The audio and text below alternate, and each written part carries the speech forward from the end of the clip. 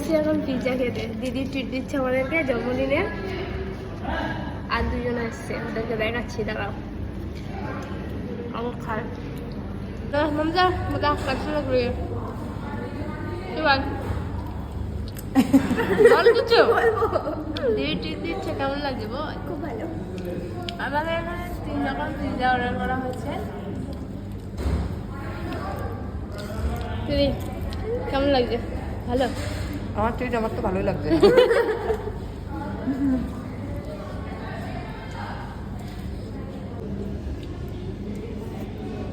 Testing এটা পছন্দের জিনিস।